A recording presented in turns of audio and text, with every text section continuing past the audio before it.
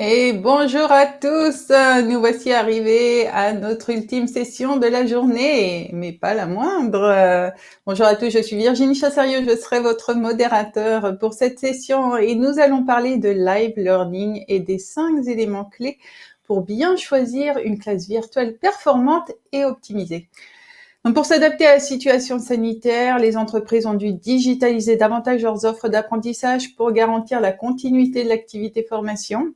Et beaucoup d'entreprises se sont alors dirigées vers des outils destinés aux particuliers ou de vidéoconférences, montrant dans bien des situations leurs limites. Alors, quels sont les outils de classe virtuelle que nous devons choisir ? Eh bien, dans cette session, Yanis et Catherine vont partager leur expérience pour vous aider à choisir une classe virtuelle performante et optimisée. Yanis Kedis de Live Class accompagne des sociétés dans le lancement de projets de classe virtuelle depuis 5 ans et Catherine Girard de FLC Formation utilise depuis 4 ans la classe virtuelle Live Class. Donc sans plus attendre, je laisse la parole à Yanis et Catherine. C'est à vous.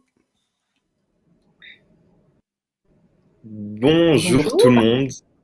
Merci Virginie pour ce dernier passage de témoin. Je sais qu'on est la dernière conférence.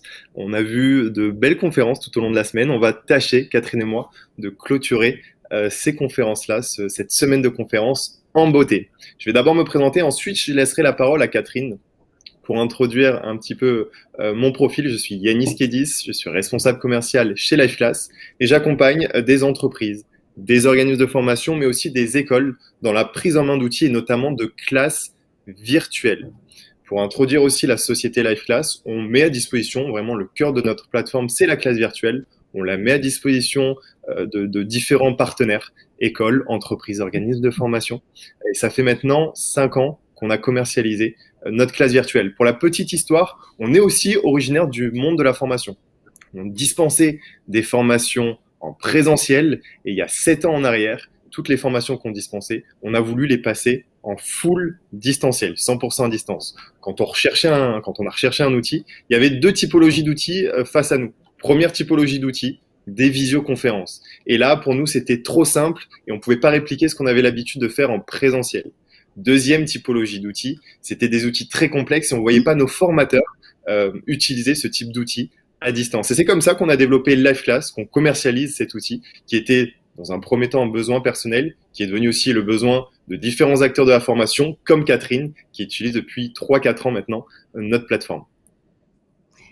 Bonjour à tous, je me présente à mon tour, Catherine Girard, je suis responsable de l'organisation FLC Formation, basée à Antibes, Villeneuve et Menton dans le 06.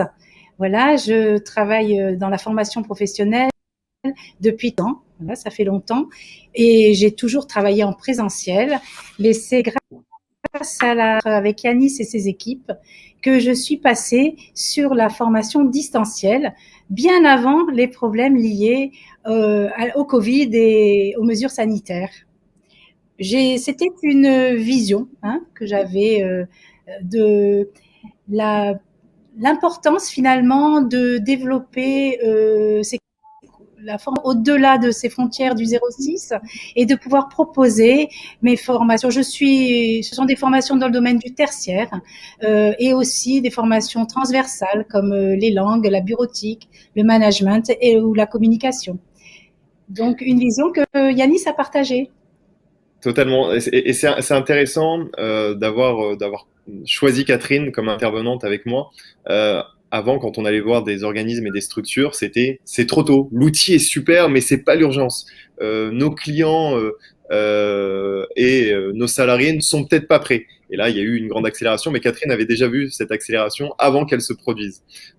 Pour vous présenter les différents axes qu'on va aborder. On va d'abord aborder les 5 éléments clés pour choisir une classe virtuelle optimisée et performante. Ça va durer environ 25-30 minutes. Ensuite, je vais vous parler plus précisément chez LiveClass de la mise en place d'un projet de classe virtuelle. Comment on démarre un projet, combien ça met de temps. C'est des questions qui sont légitimes.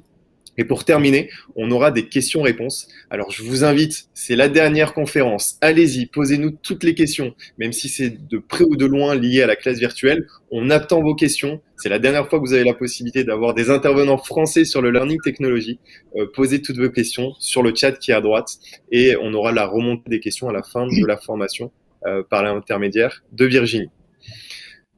Pour débuter, on est parti d'une étude qui a été assez intéressante, en plus en lien avec la crise sanitaire, une étude qui a été faite auprès d'environ 400 structures en lien avec la formation, à la fois des entreprises, des organismes de formation, mais aussi des formateurs indépendants. Et le but, c'était de voir quelles étaient les modalités de formation qui étaient jugées les plus efficaces. Parmi les modalités, ce qui était proposé, c'était présentiel, classe virtuelle, e-learning, mobile learning, réalité virtuelle. Il y avait aussi d'autres points qui étaient abordés. Et on se rend compte, à travers ces résultats, que la classe virtuelle prend de plus en plus d'ampleur. La classe virtuelle prend de plus en plus d'ampleur de différentes manières, avec des outils très équipés et des outils un peu moins équipés comme des visioconférences qu'on assimile à de la classe virtuelle. On regardera après les différences entre classe virtuelle et justement système de visioconférence. Et j'en parlais avec Catherine. Ce qui est vrai avec Catherine, c'est qu'il n'y a pas une bonne modalité, il y en a plusieurs et il faut les combiner. Donc Catherine, c'est cette vision que tu partages toi aussi? Tout à fait. Alors, évidemment, typiquement, on était toujours en présentiel. Le fait de pouvoir faire des classes virtuelles, déjà, ça a changé les modalités. On pouvait mixer les deux. Et on a aussi utilisé, bien sûr, le e-learning, le mobile learning, la réalité virtuelle. On utilise un petit peu les modalités qu'on juge, nous, efficaces pour optimiser au mieux la formation. Et voilà, on se donne tous les moyens de bien faire grâce à un outil, elle ne remplace pas les formateurs. Exactement, et on va le voir ensemble. Avant de rentrer sur notre sujet clé, les 5 éléments clés qu'on va voir ensemble, on a envie de recueillir vos points clés selon vous. Ceux qui ont déjà des classes virtuelles, vous pouvez nous dire quels étaient les points clés quand vous avez choisi votre classe virtuelle. Ceux qui sont à la recherche de classe virtuelle, dites-nous pour vous ce qui est important. Donc vous allez avoir un sondage sur la partie droite, sur la partie chat. Vous allez avoir des onglets. Le dernier onglet, le sondage va apparaître avec plusieurs possibilités de réponse. Alors il me semble qu'on a la possibilité de répondre à plusieurs. Si ce n'est pas le cas, choisissez la réponse la plus parlante pour vous. Est-ce que c'est les contenus divers et variés qui sont importants qu'on peut utiliser en classe virtuelle? Est-ce que c'est la qualité vidéo, audio? Est-ce que c'est la simplicité de prise en main? Accompagnement? Ça peut être tous ces types de sujets qu'on va voir dans notre présentation. On vous laisse répondre. Vous avez quelques secondes pour y répondre.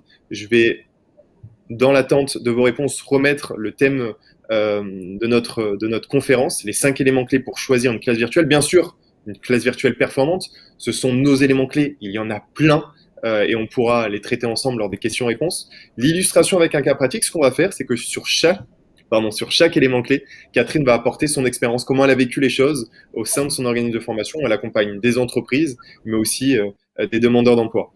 On prendra l'ensemble de vos résultats à la fin de la présentation pour voir si ça rejoignait notre présentation. Rentrons maintenant dans le vif du sujet en commençant par le premier élément clé qui est de choisir un outil simple d'utilisation à destination des formateurs et des apprenants.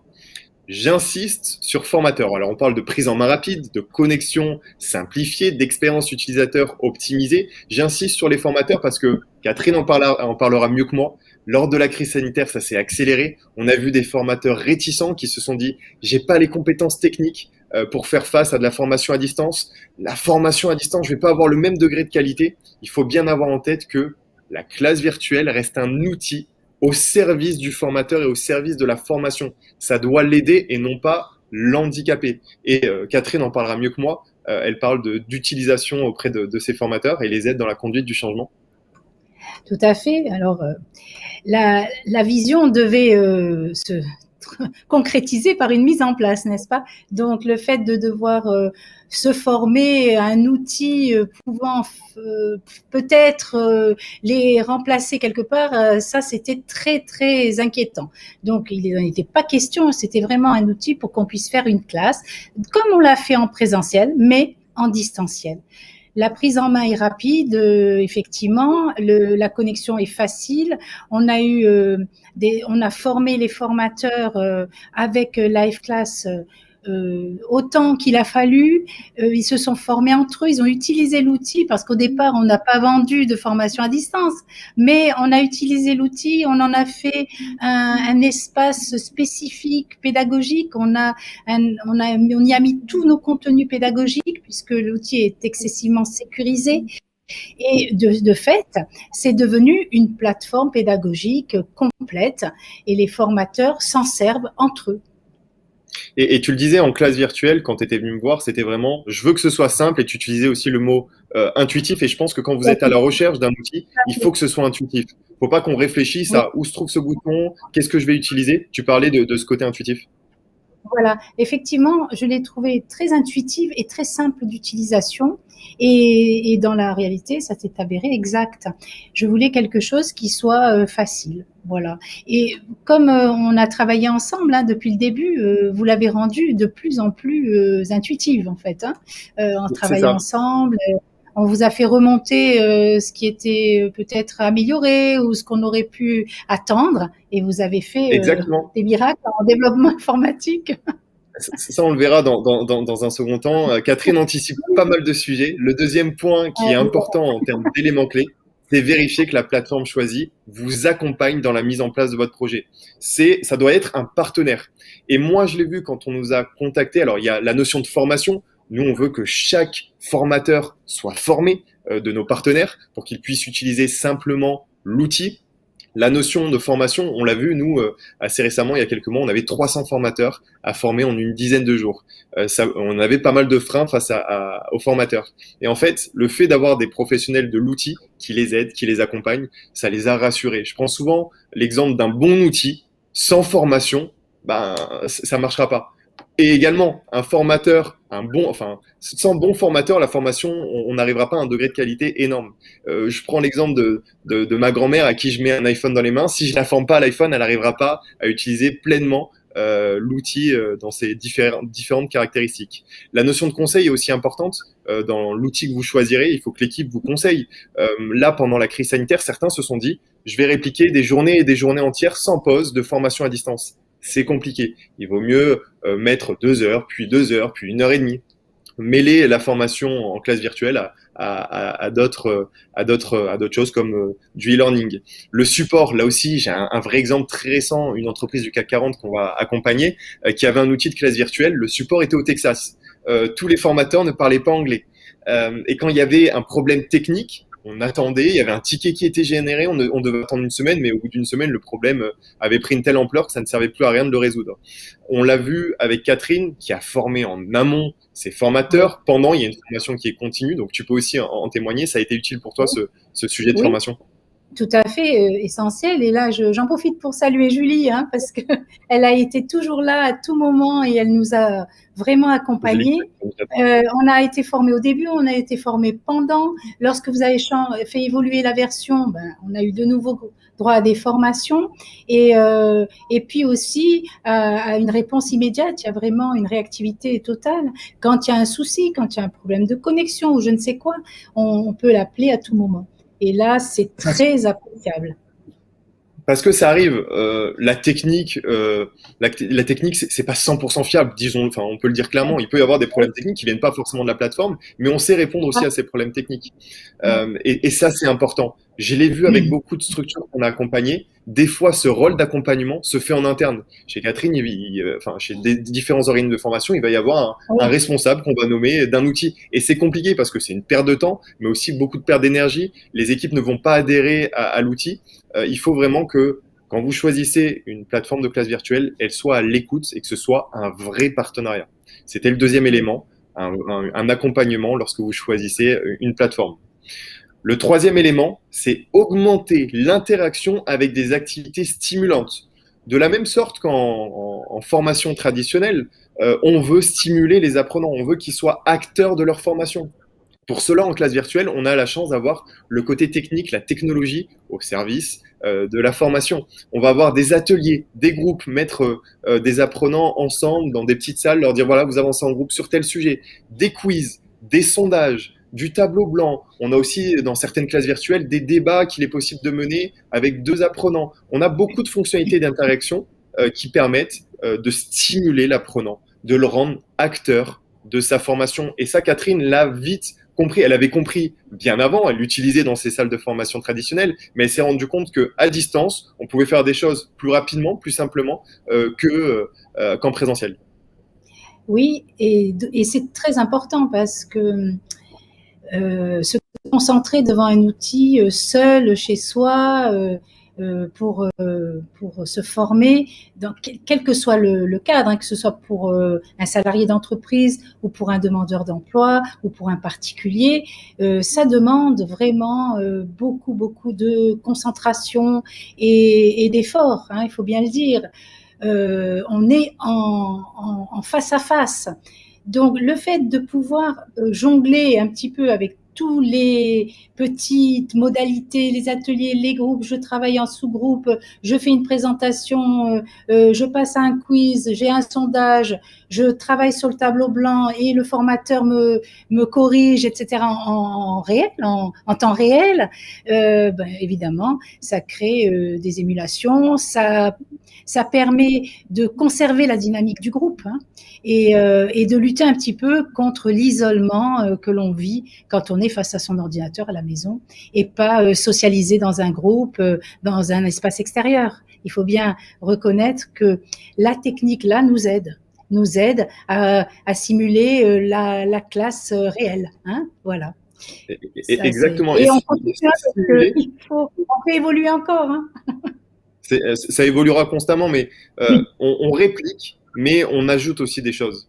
Et dans l'ajout, ça rejoint le quatrième point. Et ça, je sais que j'ai une grande fervente du suivi de l'implication de ces stagiaires, que ce soit des professionnels quand elle intervient dans des sociétés, mais aussi des particuliers. Suivre l'implication des participants, c'est nécessaire et c'est plus qu'important. On le voit avec Calliope.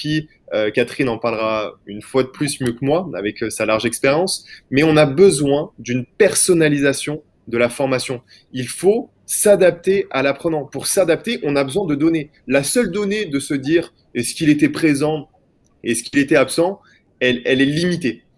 On peut aller plus loin. On peut aller plus loin pour savoir est-ce qu'il a participé pendant la séance, est-ce qu'il a réalisé les quiz, quelle note il a eu au quiz, est-ce qu'il a compris chaque fois qu'on lançait un compris pas compris, est-ce qu'il a bien dit qu'il avait compris, est-ce qu'il était présent sur l'onglet de classe virtuelle, est-ce qu'il regardait le replay, est-ce qu'il a téléchargé le contenu. Toutes ces données sont au service de la pédagogie, non pas pour traquer et dire c'est bien, c'est pas bien, mais pour personnaliser la formation et de se dire on va pouvoir, Yanis, la semaine dernière n'était pas forcément attentif, on l'a vu grâce aux statistiques, on va pouvoir lui proposer un contenu plus adapté. Alors, on suit l'implication, mais on suit aussi effectivement pas que la présence. Et ça, c'est très novateur, je trouve. L'outil est intégré, l'outil est sécurisé, les données sont sécurisées, les statistiques, ce sont des tableaux de bord. On s'en sert pour individualiser la formation, pour revenir sur certaines choses. On n'a pas que la vision en face à face. Et moi, j'insiste aussi beaucoup sur le replay. Le replay, c'est une grande invention là, hein. On peut revoir son cours, sa séance jusqu'à la fin des temps et on peut revenir sur des choses qu'on n'a pas comprises. Et nous, on a des statistiques là-dessus et on sait s'ils sont revenus sur les replays, etc. Non, l'implication des participants est suivie. Sur le sujet Calliope, tu me disais toi-même, il te demande d'être vraiment détenteur et de connaître, maîtriser, c'était le mot, c'était maîtriser? Oui, on doit maîtriser les outils, on doit avoir la possibilité de maîtriser les supports pédagogiques, les contenus, les déroulés, etc. Enfin, les spécialistes savent autant que moi. Et là, on a une traçabilité totale.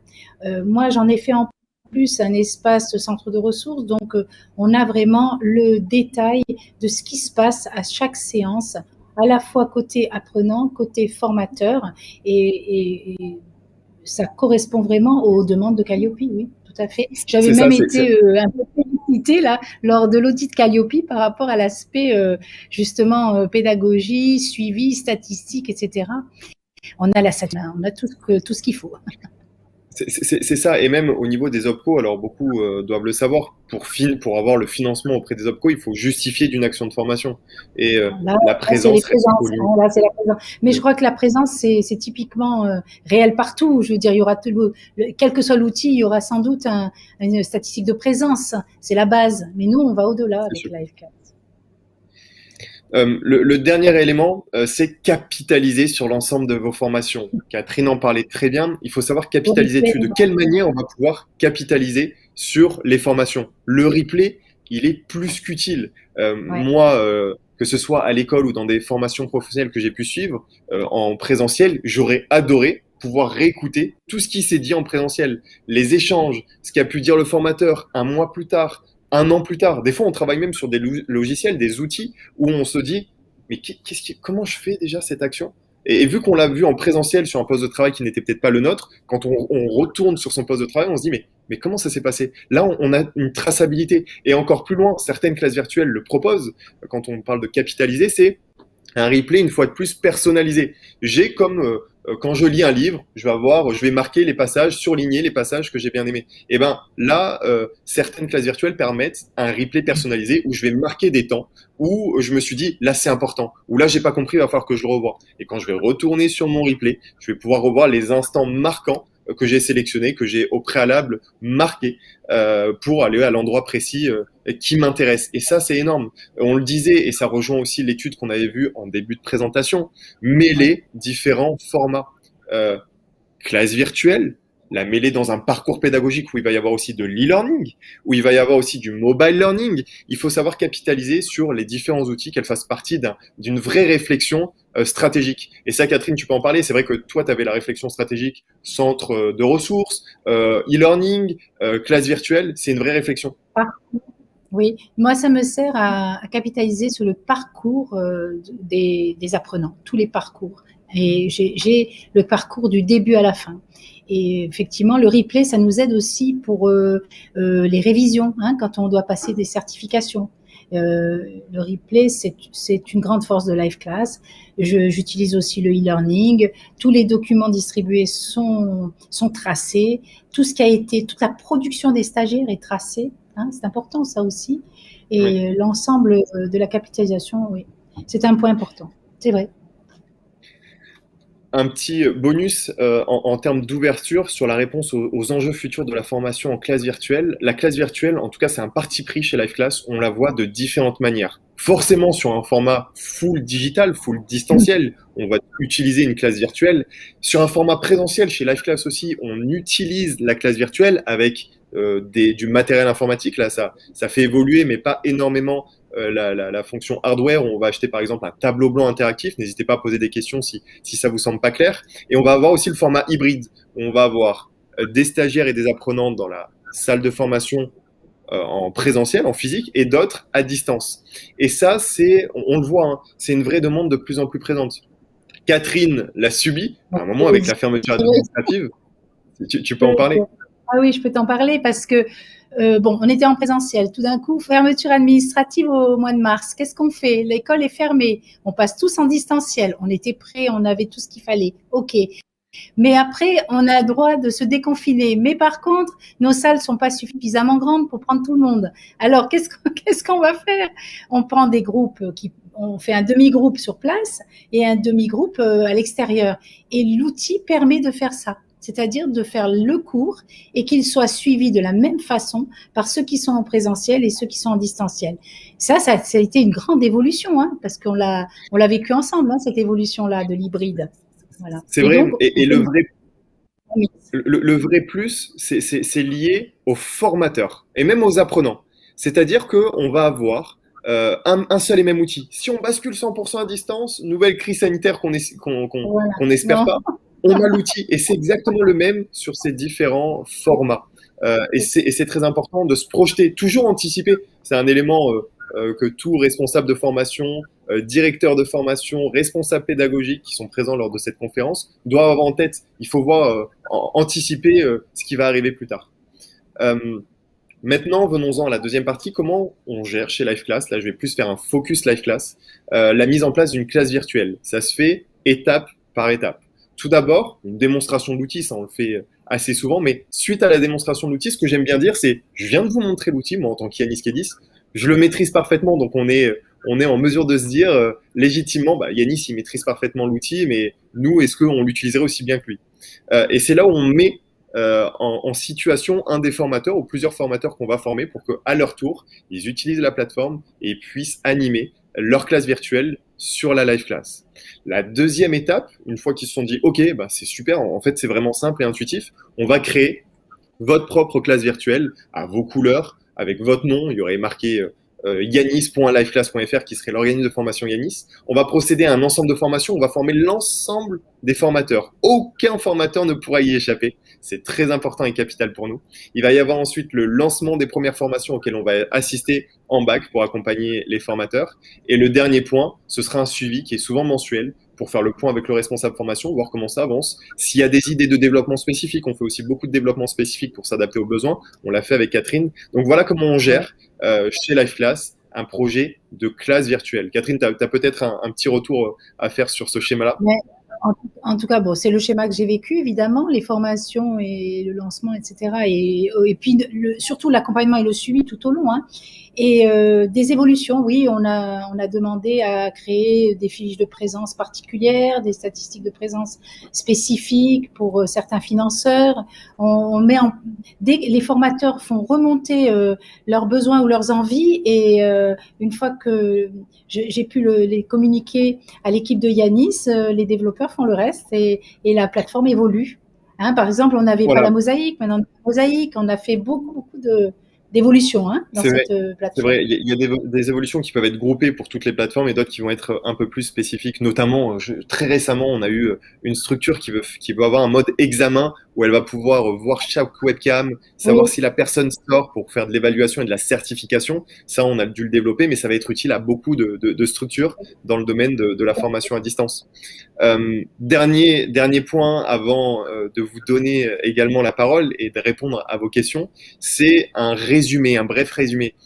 C'est important déjà de voir la différence entre visioconférence et classe virtuelle. Et je vous invite à participer à une de nos démonstrations. On en fait des personnalisées, donc chacun aura sa propre démonstration. On va vous mettre un lien sur le chat pour ceux aussi qui verront en replay cette présentation. N'hésitez pas à demander une démo.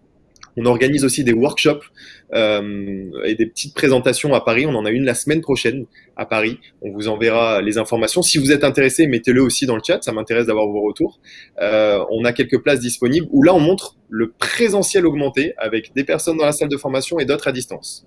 Pour résumer la conférence qu'on vient de faire, Catherine et moi, un outil simple ne veut pas dire qu'on manque de fonctionnalités. On peut être simple et intuitif avec des fonctionnalités qui ont été bien pensées. Et comme je vous l'ai dit en amont de la conférence, on est des formateurs de base. Alors, il y a une équipe technique maintenant, mais il y a toujours cet ADN formateur, ce qui est important pour un outil. Maintenant, il faut avoir des fonctionnalités pour maximiser l'interaction, comme on le voit sur la partie gauche, différents types de fonctionnalités, la messagerie, vidéoconférence, partage d'écran, somme toute classique, du sondage, des activités d'atelier, de brainstorming qui sont utiles dans la salle, dans la classe virtuelle. Et ensuite, il faut aussi qu'il y ait un service en dehors de la classe virtuelle, qu'on le combine avec du replay, de la classe inversée via des parcours de formation e-learning, la possibilité aussi d'échanger avec son formateur en messagerie de groupe, les statistiques qui vont être utiles et les services supplémentaires que vont proposer les plateformes de classe virtuelle. Là, on va plus parler de support technique, comme on l'a dit, de formation, d'accompagnement, de développement spécifique. C'est tous ces éléments-là qui vont contribuer à un projet de classe virtuelle qui sera mené avec succès. C'est un vrai partenariat et c'est pas à prendre à la légère. Je vois beaucoup de structures qui s'outillent avec des outils de visioconférence. On peut aller plus loin, allons plus loin. Et en tout cas, chez Live Class, on est prêt à vous accompagner. Je laisserai le dernier mot, enfin le mot de la fin de la présentation à Catherine. Ah ben écoutez, j'espère que notre présentation vous a convaincu. En tout cas, nous, on l'est. Et on continue à travailler avec cette plateforme qui correspond tout à fait à nos besoins et qui évolue avec nous. Voilà, ben merci de nous avoir écoutés et posez-nous toutes les questions, on répondra. Merci à tous pour votre présence. Un vendredi après-midi. En tout cas, nous, on a la chance. On est basé à Sophia Antipolis et Paris. Là, actuellement, on est à Sophia Antipolis. Le soleil est au rendez-vous. Merci pour votre attention. On va regarder à la fois les résultats du sondage et on va également répondre à l'ensemble de vos questions. Très bien, merci Yanis, merci Catherine. On peut en effet voir, Catherine, que vous êtes une fervente adepte du système, hein, et c'est formidable de voir l'accompagnement que vous avez mis en place, Yanis. Donc, on va regarder les résultats du sondage et les résultats vont être publiés sous peu dans le chat. En attendant, on va pouvoir déjà commencer à répondre aux questions. Donc, j'ai une première question qui concerne les outils de gamification. Alors, attendez, il faut que je m'y mette dessus. Hop. Voilà, donc c'est une question de Anne-Hélène qui a remporté du succès. Donc, quel outil de gamification utilisez-vous dans ces classes virtuelles? Y en a-t-il d'autres que les quiz? Les implémentez-vous dans d'autres supports comme le e-learning, notamment celui qui est asynchrone et peut-être difficile à être interactif? Alors, pour répondre à cette question, on a plusieurs activités. On va avoir le brainstorming qui va être sous forme de post-it où on va republier les réponses sur le tableau central. Ça, c'est un premier type d'activité. Deuxième type d'activité, on a vu, c'est le sondage. Soit un sondage qui est préenregistré, soit un sondage à la volée. J'ai une question qui vient d'être donnée par un apprenant, je veux la réponse des autres, je vais pouvoir le faire. Pendant la classe virtuelle, aussi des quiz qui sont différents du sondage, où là, on va vouloir valider des acquis, que ce soit en début, en milieu ou en fin de séance. Autre élément qui va être intéressant sur la partie plus activité que gamification, c'est l'atelier où dedans, on va pouvoir vraiment travailler en groupe. Voilà ce qui est proposé en termes d'interaction avec les participants lors de classes virtuelles. Et ensuite, la deuxième partie de la question, Virginie, s'il est possible de me la redire. Voilà. Est-ce que ces outils sont utilisés également dans d'autres supports comme les e-learning, ce qui fait que les participants vont retrouver les mêmes outils, que ce soit dans la classe virtuelle ou dans le e-learning, par exemple? Totalement. Nous, on a une partie e-learning sur notre plateforme qui est une sorte d'e-learning augmenté, où on va mêler à la fois synchrone et asynchrone. Première étape, vous allez regarder la vidéo qu'on vous a concoctée. Deuxième étape, vous allez réaliser un quiz pour être sûr que vous avez tout bien compris. Troisième étape, vous allez regarder ce contenu qu'on vous a mis à disposition. Et quatrième étape, on va tous se connecter en classe virtuelle. Ça fait partie d'un parcours d'apprentissage que va créer le formateur ou les responsables formation. Très bien, merci. Alors, autre question de Sandrine. Que prévoyez-vous en amont pour l'autorisation des apprenants pour l'enregistrement des classes virtuelles et la mise à disposition des replays, s'il vous plaît? Alors, qu'est-ce qu'on prévoit en amont? En fait, ce qui se passe, c'est que chaque apprenant a son propre espace personnel sur la plateforme. Après, tout est apaisable pour les questions techniques, c'est-à-dire que si on veut que la classe virtuelle, que la partie e-learning, il est possible de l'avoir. L'autorisation des apprenants, on est RGPD, donc il y a une autorisation des apprenants, et tout se fait, et je parle aussi des apprenants, mais la problématique, elle vient beaucoup des formateurs sur la partie replay. Donc, lors de la création des séances, on a la possibilité de autoriser le replay, c'est-à-dire qu'il va se générer automatiquement, ou pas. Et pendant la séance en classe virtuelle, il est aussi possible d'arrêter, de bloquer ou non le replay. Mais toutes les données sont sécurisées et liées aux données, on est certifié RGPD. Où sont stockées les données? En France, sur des serveurs OVH, en France. Très bien. Et est-ce que vous avez une idée du pourcentage de personnes qui regardent ce replay? Donc, vous pouvez avoir des données derrière? On a des statistiques. Ah, totalement. Ouais. Totalement, ouais. Là, j'ai la fervente. On a des statistiques. J'ai suivi. On a toutes les statistiques. Et on sait même sur un groupe d'apprenants, est-ce que telle personne a un taux plus élevé de visionnage des replays ou pas? On peut aller très loin dans les statistiques. On a beaucoup de data au service de la pédagogie. Merci. Alors là, on a une question de Thierry. Ça va peut-être être plus pour Catherine, celle-ci. Comment personnalisez-vous maintenant que vous avez ces informations de suivi et avez-vous un budget dédié attribué à un apprenant ou par apprenant peut-être? Au niveau du budget, on a juste une connexion. On finance une connexion pour le temps de la formation des personnes. Et ensuite, tout ce qui est suivi, c'est on réutilise, si vous voulez, pour pouvoir envoyer, par exemple, les indices de satisfaction, les évaluations de satisfaction, les évaluations de progression, tout ça. On les envoie aux financeurs, aux entreprises qui nous font confiance. On a nos tableaux de suivi, on les a incrémentés, si vous voulez, dans la plateforme, en fait. Il nous les a insérés, on va dire, et fabriqués comme on les voulait. Voilà, donc et ils s'incrémentent en fonction des statistiques qui sont faites. C'est ça qu'il voulait savoir? Thierry nous dira si ça répond à sa question. J'ai une autre question de Thierry.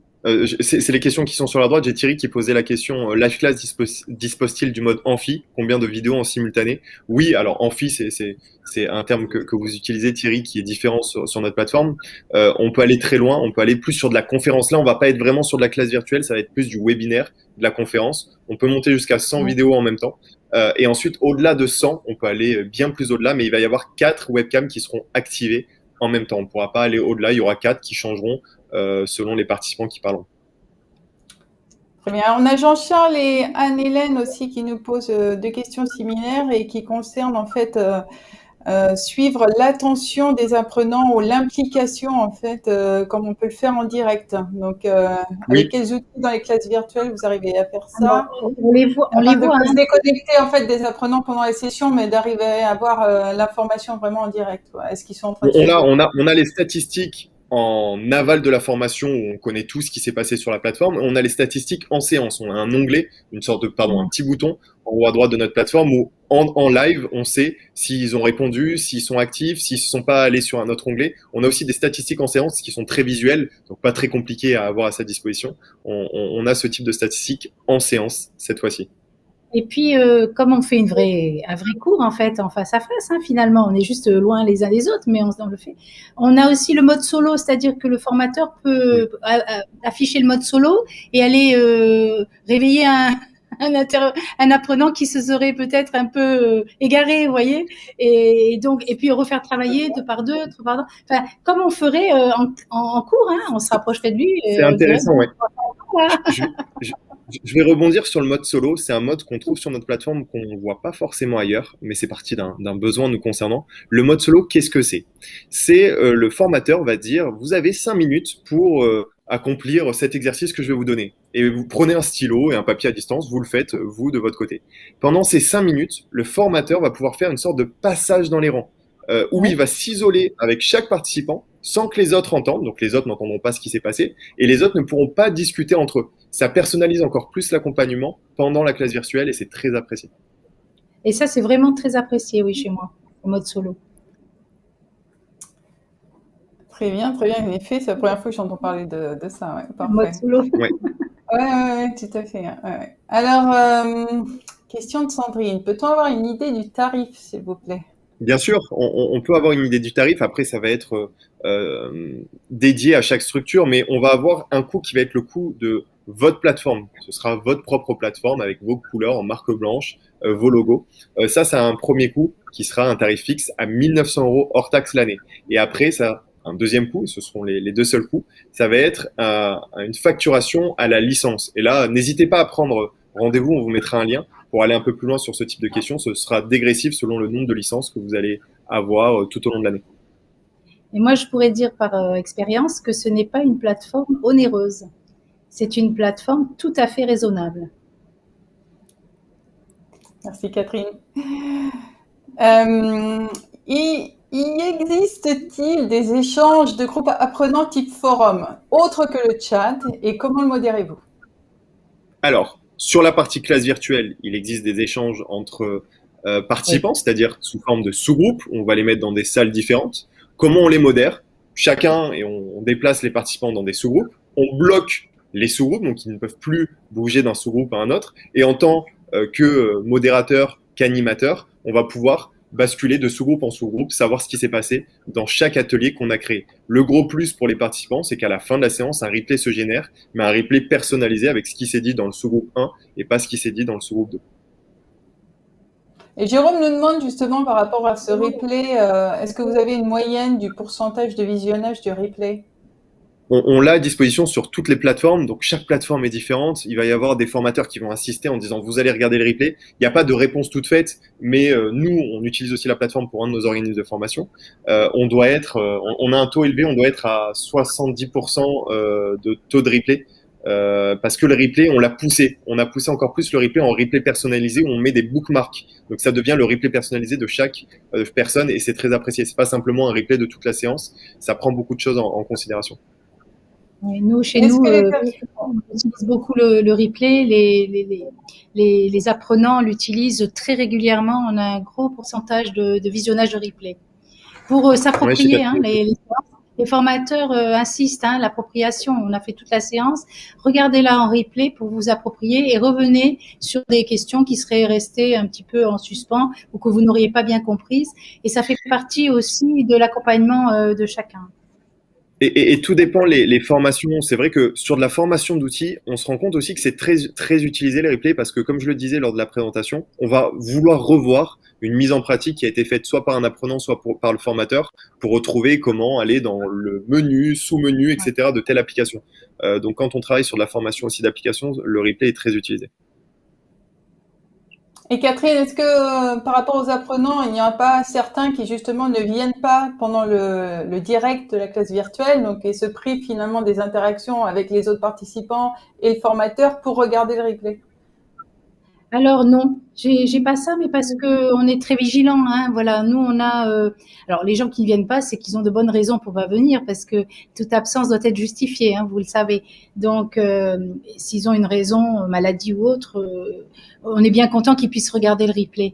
Par contre, non, ils sont là, ils sont attentifs et impliqués, parce que encore une fois, c'est pas une formation qui se déroule et où il faut suivre pendant des heures. C'est vraiment une interaction totale, complète, en formateur, stagiaire, c'est vivant, c'est exactement comme ce qu'on fait en classe, avec des outils c'est tout, mais c'est ce qu'on fait en classe. Donc, j'ai une équipe performante, voilà, je la salue et l'équipe tient beaucoup à ce que les stagiaires restent motivés et Et on a des statistiques. C'est pas une façon de se dédouaner du passage. Non, c'est pas une façon de se dédouaner. À la fin de la séance, les participants notent aussi la séance. Et c'est vrai que vu qu'on est sur une classe virtuelle, non pas sur un outil de visioconférence, on a eu beaucoup de ces retours. On avait des structures qui avaient des outils de visioconférence et qui nous disaient oui, mais ils mettent pas la webcam. Oui, mais ils participent pas pendant nos visioconférences. Ah, mais ils viennent pas parce qu'ils savent qu'il va y avoir le replay. Quand on est sur un outil simple où la personne maîtrise l'outil, où c'est interactif, on a envie de venir à la séance. Et c'est pour ça que nous, chez Live Class, on a vraiment le parti pris qu'il faut former chaque formateur pour qu'il puisse bien utiliser l'outil, se l'approprier et ensuite que la formation soit vraiment bien vécue. Voilà notre parti pris. Yanis, tu penses à ça, ça me fait penser que nous, on fait signer une charte d'utilisation du live class à laquelle on impose l'ouverture de la caméra. Parce que c'est un formateur peut pas faire cours avec des tableaux noirs devant les yeux. C'est pas possible. Donc, c'est totalement accepté en amont par les stagiaires ou par les futurs apprenants. Et j'ai une bonne question d'Anne-Hélène qui est arrivée. Y a-t-il une traçabilité de ces sous-groupes type forum partagés lors de la classe virtuelle, disponible ensuite dans les replays, résumé des échanges, quel suivi par le formateur afin de mieux adapter sa formation? Ce qui est intéressant sur la live class, c'est qu'on a un tableau blanc. Le tableau blanc permet beaucoup de choses et beaucoup d'interactions. On va faire évoluer un support basique, on va le faire évoluer au fur et à mesure. Et à la fin de la séance, on va avoir un compte-rendu PDF qui va être généré automatiquement et distribué à l'ensemble des participants. Ce compte-rendu PDF, qu'est-ce que c'est en fait? C'est la prise de notes à la fois du formateur, les exercices qui ont été réalisés par les apprenants. C'est le tableau blanc que souvent, quand on est en salle de formation traditionnelle, on prend en photo. Où on se dit, je vais prendre la photo de ce qui a été écrit, comme ça je l'aurai sur mon portable. Là, c'est généré automatiquement. Merci. On a une question toujours par rapport au budget d'Émilie. Est-ce que vous êtes présent sur le site de l'UGAP, UGAP? Oui, l'UGAP. Alors sur l'UGAP, on n'est pas présent, mais Émilie, ce que je vous invite à faire, c'est à nous contacter. On va essayer de mettre un lien sur le chat. Peut-être que Julie, qui est dans l'équipe, va vous mettre un lien. Et n'hésitez pas à nous contacter, à prendre un rendez-vous. On pourra échanger sur ces sujets-là. Très bien. Il nous reste quelques minutes. Question de Jean-Charles et je vais la combiner avec une question également de Thierry. Est-ce que ces statistiques sur la participation sont exportables afin de valider la présence d'un apprenant et êtes-vous capable d'éditer des formules de mathématiques? Oui, alors j'ai pas très bien entendu, pardon, la première partie de la question. Oui, exportables, les suivis de présence sont exportables. Oui, totalement. Alors sur l'exportation, c'est possible d'exporter toutes les données. Ouais, on est capable d'exporter toutes les données sur la plateforme. Et la deuxième question, êtes-vous capable d'éditer des formules de mathématiques? Et effectivement, Thierry, ça a été un besoin lorsqu'on a créé la plateforme, on faisait des mathématiques et on avait besoin de formules mathématiques. Il est possible de les éditer, mais on va, une fois de plus, un peu plus loin. Sur la plateforme en classe virtuelle, on a une fonctionnalité qui s'appelle capture photo. La capture photo, qu'est-ce que c'est? On a un tableau blanc, donc un tableau blanc partagé, et je peux demander, bon Thierry, est-ce que vous pouvez me faire la question 1 de cette matrice, de cette équation? Vous allez prendre un papier, un stylo à distance, et avec l'application LiveClass, vous allez me prendre votre proposition, elle va s'insérer automatiquement sur le tableau blanc. Et moi, en tant que formateur à distance, je vais pouvoir corriger avec une tablette graphique ou autre, ou même éditer des formules de mathématiques. Donc la réponse est oui. Merci. Et peut-être ce sera la dernière question là de Anne-Hélène. Donc ça concerne les sous-groupes type forum. Donc est-ce que vous avez une traçabilité de ces sous-groupes? Est-ce que c'est partagé lors de la classe virtuelle? Est-ce que c'est disponible ensuite dans les replays? Est-ce qu'on peut avoir un résumé des échanges et quel est le suivi par le formateur afin de mieux adapter sa formation? Alors oui, il y a une traçabilité des sous-groupes. Il y a une totale traçabilité de tout ce qui s'est passé. C'est-à-dire que ce qui a été partagé lors de la classe virtuelle, on le retrouvera dans le compte-rendu PDF et on le retrouvera également dans le replay. Le résumé des échanges se fera à travers ces deux points, le replay et le compte-rendu PDF. Et quel suivi par le formateur afin de mieux adapter sa formation, c'est le côté statistique qui va lui permettre de se dire ok, là, Yanis a peut-être moins compris. Yanis n'a pas été performant sur les ateliers, n'a pas trop participé. On voit que sa participation sur les activités ou sur les ajouts, des fois, on va ajouter des supports, on va ajouter, j'ai parlé des captures webcam, on va ajouter, on va écrire sur le tableau blanc, ben, on saura qu'Yanis a été moins performant et on pourra lui proposer du contenu adapté. Très bien. Ben, écoutez, ce sera le mot de la fin. Merci beaucoup, Catherine. Merci, Yanis, pour ce partage d'expérience. Merci beaucoup, Virginie. On vous invite à nous contacter et honnêtement, même par curiosité pour voir l'outil et la puissance de l'outil, n'hésitez pas à revenir vers nous et on se fera un plaisir de vous présenter cet outil LiveClass. Julie a mis le lien également dans le chat. Voilà, pour booker. Voilà. Alors, c'est la fin de Learning, c'est la fin de Learning Technologies France, c'est la fin de cette session. Ne quittez pas, nous avons notre responsable du contenu et de la stratégie Learning Technologies France, donc Sally Moore, qui va nous dire le mot de la fin. Donc Sally, c'est à toi.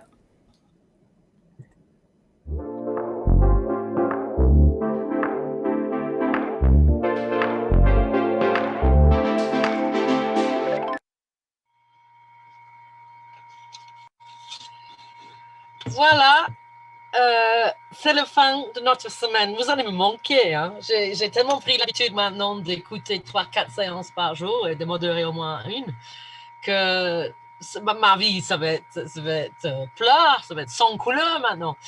Je voulais dire d'abord un très, très grand merci à nos modérateurs. Comme Virginie, qui est vraiment superbe, elle fait des intros magnifiques, j'apprends beaucoup d'elle déjà. Et deuxièmement, bien sûr, à tous nos intervenants. Et un grand merci à Yanis et Catherine pour une intervention superbe. Là. J'étais fascinée par tout ce que vous avez dit et j'ai adoré la factualité de votre présentation. Et je pense que c'est un bon leçon pour nous tous. C'est d'éviter l'abstraction et de parler comme vous parlez, des choses réelles, des expériences vécues. Et on apprend beaucoup de vous. Et merci beaucoup pour ça. Je voulais dire à tous les participants qui étaient si courageux cette semaine, un très grand merci d'avoir été avec nous. Et c'est impressionnant le nombre qu'on a un vendredi après-midi en France. Ça, c'est quelque chose aussi à l'actuel.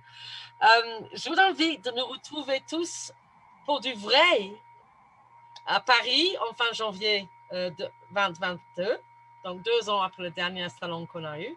Parce que je pense que cette expérience virtuelle est superbe, mais on a tous besoin de se retrouver maintenant, n'est-ce pas?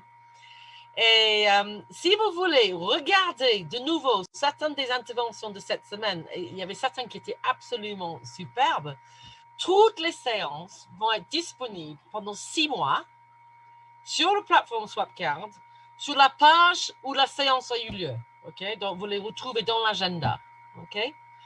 N'hésitez pas à me contacter si vous, en tant que participant, vous avez des envies particulières. La prochaine chose que je vais faire, c'est planifier les conférences pour la porte de Versailles pour le fin janvier. Et si vous avez des choses que vous aimez beaucoup, les choses dont vous avez besoin, n'hésitez pas à me contacter. Hein. Vous trouverez mes contacts sur le Swapcard, mais aussi sur le site web de Learning Technologies France. Voilà. Je veux aussi dire merci à Rémi et Rebecca qui sont dans le Green Room, que vous ne voyez pas, mais sans lesquels. Rémi, il est le technicien qui nous dépanne chaque fois qu'il y a Annick, et Rebecca a coordonné tous les intervenants, tous les matériaux qui étaient présentés dans Swapcard, et elle a travaillé nuit et jour ces dernières semaines. Et je souhaite, elle surtout, un très bon week-end de repos. Et je vous souhaite, vous aussi, un week-end magnifique. Et je vous retrouve tous très bientôt dans l'avenir pour encore des échanges sur notre métier fabuleux. Voilà, à la prochaine.